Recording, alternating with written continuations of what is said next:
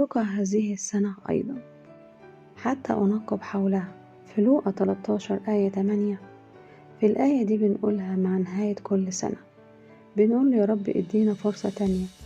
وإلهنا الحنون دايما بيدينا فرص كتير جدا، لكن احنا اللي مش بنبقى صادقين في الفرص اللي بيديها لنا ربنا.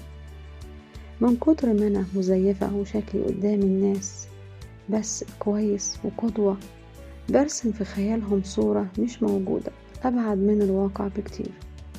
وللأسف بفضل أحافظ على الصورة دي قدام الناس عشان شكلي ما يتهزش قدامهم. وعلى الجانب التاني حاجات كتيرة جدا بتكسر فيا وبتشدني لتحت.